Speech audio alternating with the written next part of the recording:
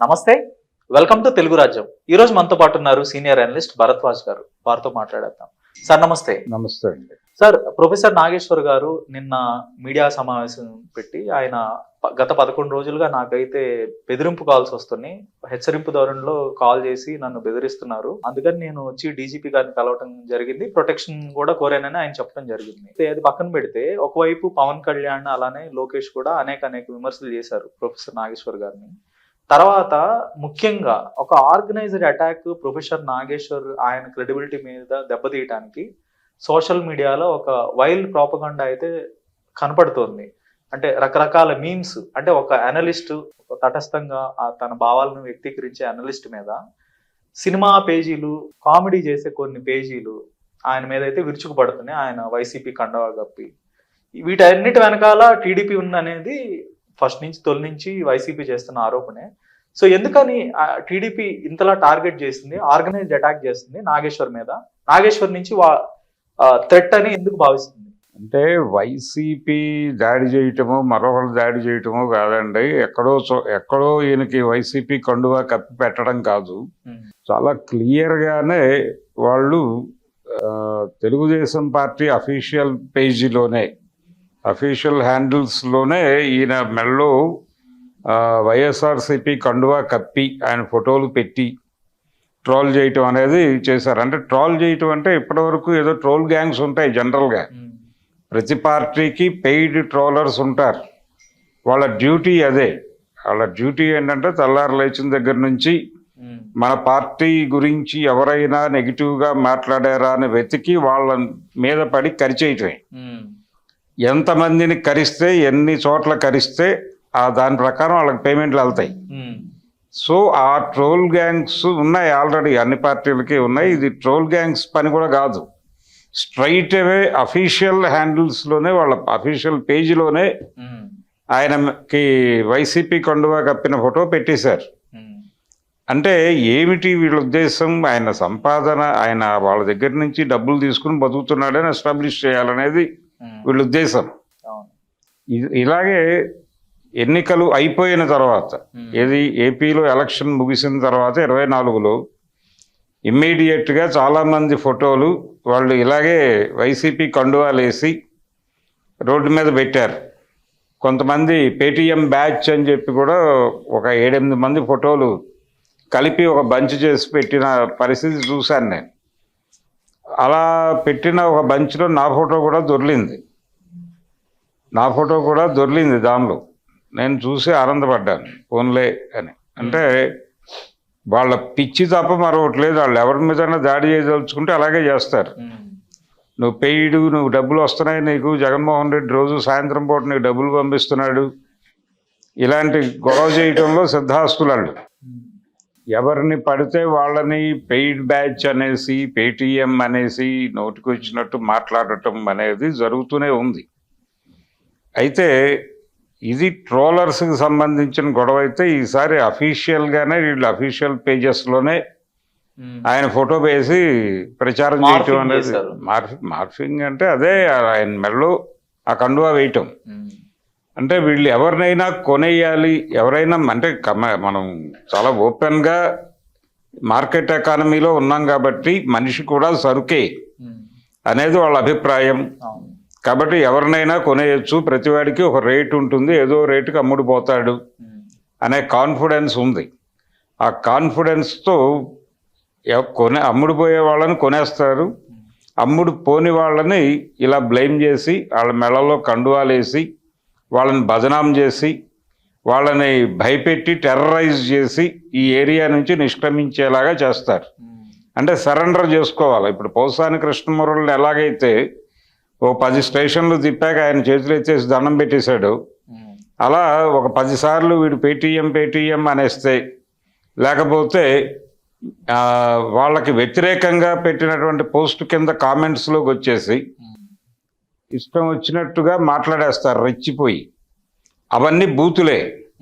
ఆ బూతులు మాట్లాడేటువంటి నాయకులకి ఇప్పుడు నాగేశ్వర్ మాట్లాడిన దానిలో బూతేం లేదు, కానీ వీళ్ళు కక్కేటువంటి దానిలో నిండా బూతులే. అంటే వీళ్ళంత నీతిమంతులు అనుకుంటే వీళ్ళంత దౌర్భాగ్యులు దిక్కుమాలిన మనుషులు మరొకళ్ళు ఉండరని. వీళ్ళే కాదు, ఇప్పుడు సంఘ పరివారం కూడా ఆ జబ్బు ఉంది.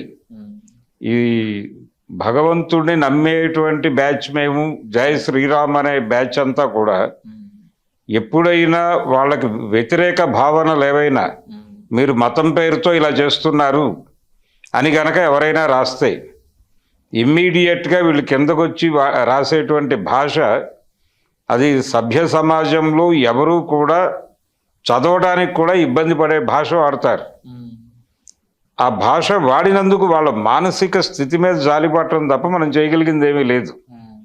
అంటే వాళ్ళు చెప్పేవేమో చాలా ఉన్నతమైన నీతులు, వాళ్ళు వ్యవహరించే దగ్గరికి వచ్చేసరికి అవతల వాడితో మాట్లాడాల్సిన పరిస్థితి వచ్చినప్పుడు వాళ్ళు వాడే భాష పరమ దరిద్రంగా ఉంటుంది. దీనికి దానికి ఎలా అసలు ఇలాంటి వాడు దానికి రిప్రజెంటేటివ్ అని ఎలా అనుకుంటాం మనం? అంటే ఇలాంటి వాడు ప్రాతినిధ్యం వహిస్తున్నాడు అంటే అదంతా దౌర్భాగ్యపు సిద్ధాంతం అయి ఉంటుంది, మతం అయి ఉంటుంది అనుకుంటాం కదా. ఒక చిన్న విషయాన్ని ప్రస్తావిస్తాను సార్. ఇటీవల చంద్రబాబు నాయుడు గారి చేతిలో ఏదో గొడ్డలో ఏదో పెట్టారని చెప్పి అరెస్ట్ చేయడం జరిగింది. పూడి శ్రీహరి, ఆయన వైఎస్ఆర్సీపీకి ప్రచార విభాగానికి కన్వీనర్ గా ఉన్నట్టున్నారు, మొత్తం ఆ వింగ్ కి హెడ్ గా ఉన్నారు. సో ఆ గతంలో అనేక ఫోటోలు జగన్మోహన్ రెడ్డి చేతిలో గొడ్డలు పెట్టి విపరీతంగా అఫీషియల్ పేజ్ లోనే వాళ్ళు పోస్ట్ చేయడం జరిగింది. అలానే బూతులు చూస్తే వైసీపీని ఒక బూతుల పార్టీ, దుర్మార్గుల పార్టీ, ఒక గొడ్డలి పార్టీ అనే విపరీతంగా ప్రచారం జరుగుతుంది. కానీ ఇక్కడ చూస్తే టీడీపీ యాక్టివిస్టులు కానీ వాళ్ళు బూతులు లంఘించుకుంటారు. సహజంగా అన్ని పార్టీలు లంఘించుకుంటాయి కామెంట్ సెక్షన్ లో, కానీ వాళ్ళ అధినేతలు చెప్పే విషయాలు మాత్రం చాలా ఆదర్శవాదాన్నే వాళ్ళు చెప్తా ఉంటారు. ఎవరైనా ఆదర్శవాదం, అదే నేను ఇందాక నుంచి చెప్తోంది. వాళ్ళు మాట్లాడే భాష చూస్తే కామెంట్స్ లోకి వచ్చి ఆ భాష వింటే లేదు చదివితే ఇది కదా వీళ్ళ స్థాయి, వీడు రిప్రజెంట్ చేస్తున్నటువంటి మతమో లేకపోతే వీడు రిప్రజెంట్ చేస్తున్నటువంటి పార్టీయో దాని స్థాయి ఇది అనేది అర్థమవుతుంది మనకి. అందుకని ఆ స్థాయికి వెళ్ళి వాళ్ళతో మాట్లాడలేము. వాళ్ళు ఏ స్థాయికైనా వెళ్ళిపోయి అంటే చెప్పడానికి కూడా ఇబ్బంది పడేటువంటి భాష వాడిన సందర్భాలు నేను చూశాను. కనుక వాళ్ళ ఇప్పటి వరకు ట్రోల్ సైన్యాలు మాత్రం చేసేవి, ఇప్పుడు వాళ్ళు స్ట్రైట్ అవే అఫీషియల్ గానే చేస్తున్నారు. ఈ అఫీషియల్ గా చేయటం అనేది ఇంతకంటే ఇప్పుడు ఇందా మీరు అన్నట్టుగా జగన్మోహన్ రెడ్డి చేతిలో గొడ్డలు పెట్టి చేసిన సన్నివేశాలు అనేక ఉన్నాయి కదా అని అన్నారు మీరు.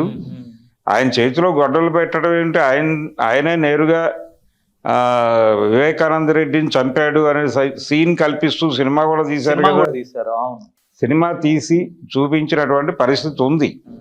కనుక ఇదొక అంటే మీరు వాడు విస్పరింగ్ క్యాంపెయిన్ చేయటంలో సిద్ధాస్తులు చంద్రబాబు నాయుడు గారి సైన్యం.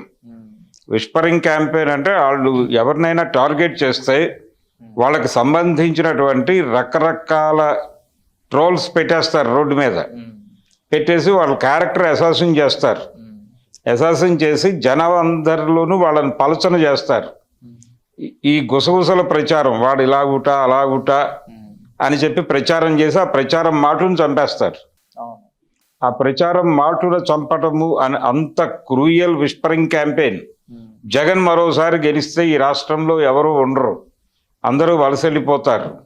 ఏమండి ఈసారి జగన్ గెలుస్తాడా? ఒకవేళ గెలిచే లెక్క అయితే చెప్పండి, మాకు కూడా మీ హైదరాబాద్లో ఏదైనా ఇల్లు చూడండి, మేము కూడా మారిపోతాం అక్కడికి. ఇలా కాజువల్గా అన్నట్టుగా ఉంటుంది. కానీ అలాంటి ప్రచారం జరిగింది. వాంటెడ్ గానే చేస్తారు వాళ్ళు, వాంటెడ్ గానే చేస్తారనే గొడవ. సార్ ఇంకొకటి, చాలా క్రెడిబిలిటీ ఉన్న వ్యక్తి, 2 తెలుగు రాష్ట్రాల్లో కూడా ఒక అనలిస్ట్ గా ఆయన ఒక గౌరవాన్ని సంపాదించుకున్నారు. ఎమ్మెల్సీగా ఆయన 2 సార్లు గెలిచారు ఇండిపెండెంట్ గా. ఆయనకంటూ ఒక స్టేచర్ ఉంది 2 తెలుగు రాష్ట్రాలు, ఎవరు కాదనలేరు. అలాంటి ఒక తటస్థ ఇమేజ్, తటస్థుల్ని ఇన్ఫ్లుయెన్స్ చేయగలరు అనే ఒక ఇమేజ్ ఉన్న వ్యక్తిని ఈ స్థాయిలో టీడీపీ టార్గెట్ చేస్తే రేపు ఆ నష్టాన్ని టీడీపీ చవి చూడదంటారా? అంటే ఇది టీడీపీ చేస్తున్నది లేకపోతే పవన్ కళ్యాణ్ చేస్తున్నాడు అనేది మనకు బయటకు కనిపిస్తోంది. కానీ వాస్తవానికి ఇక్కడ ఇంకొక ప్రశ్న కూడా ముందుకు వచ్చింది. ఆ ప్రశ్న ఏంటంటే తెలంగాణ సమాజంలో ఇలాంటి న్యూట్రల్ వాయిసెస్ని కొంత కంట్రోల్ చేయాల్సిన అవసరం ఉంది. న్యూట్రల్ వాయిస్ అంటే వాళ్ళు లెఫ్ట్ వైపుకి కొంచెం ఒరిగి రైట్ మీద దాడి చేసేటువంటి ఆలోచన విధానంతో ఉంటారు కాబట్టి ఇలాంటి వాళ్ళని నోళ్లు మూయించడం అనేది తెలంగాణలో చాలా అవసరంగా మారుతోంది. అంటే ఎందుకంటే వచ్చే ఎన్నికల్లో వాళ్ళు ఇక్కడ అధికారంలోకి రావాలి, ఇది కాషాయ జెండా కిందకి తీసుకురావాలి తెలంగాణ అనేది వాళ్ళ ప్రోగ్రామ్ ఆల్రెడీ చెప్పెళ్ళాడు ఆయన, ప్రధాని నరేంద్ర మోడీ గారు చెప్పెళ్ళాడు. కాబట్టి దానికి ఇలాంటి బుర్రలు కొంత ఇబ్బంది పెడతాయి. అందుకని ఈయన్ని సరెండర్ చేసుకోవడం కోసం ఈ ఇన్సిడెంట్ను వాడుకుని ఈ దాడి చేస్తున్నది, ఈ దాడి వెనకాల చాలా స్పష్టంగా భారతీయ జనతా పార్టీ ఉంది అనే అభిప్రాయంతో కూడా చాలా మంది ఉన్నారు. అందులో నిజం ఉండి ఉండవచ్చు అని నేను కూడా అనుకుంటున్నా. అందుకని ఈ దాడి బీజేపీ ఆడుతున్నటువంటి గేమ్లో భాగంగానే జరుగుతోంది. ఆయన మాట్లాడిన మాటల్ని ఏ ఒక్క భారతీయ జనతా పార్టీ నాయకుడు మాట్లాడలేదు, ఖండించలేదు. ఇక్కడ ఖండించలేదు, అక్కడ ఖండించలేదు, ఏపీలో కూడా ఖండించలేదు. ఎవరో ఇద్దరు ఖండించారు, వాళ్ళిద్దరికి నేను దండాలు పెడుతున్నాను అని పవన్ కళ్యాణ్ అన్నాడు అంతే తప్ప సీరియస్గా దీని మీద మొదట ఫైట్ చేసింది తెలుగుదేశం. తర్వాత ఈ ఫైట్లో మనం పార్టిసిపేట్ చేయకపోతే మన షేర్ కోల్పోతే మనం ఇంకేదో కోల్పోతాం అనే భయం చొప్పున హడావిడిగా జనసేన ఎంటర్ అయినట్టుగా కనిపించింది. కనుక ఇదంతా ప్రోగ్రామ్డ్ గాను డిజైన్డ్ గానే జరుగుతోంది. ఎవరి ప్రయోజనాలు వారికి ఉన్నాయి, ఎవరు టార్గెట్స్ వాళ్ళకు ఉన్నాయి, ఎవరిని ఎవరు టార్గెట్ చేస్తున్నారు, ఎందుకు టార్గెట్ చేస్తున్నారు చాలా స్పష్టంగానే అర్థమైపోతోంది. దీని నుంచి ప్రయోజనం పొందాలనుకున్నారు, ఆ ప్రయోజనం పొందే శక్తి అయితే భారతీయ జనతా పార్టీ. కనుక దీని వెనకాల వాళ్ళ కుట్ర ఏమైనా ఉందా అనేది ఒక అనుమానం చాలా మందిలో బలంగా వ్యక్తం అవుతోంది. ధన్యవాదాలు సార్. Thank you.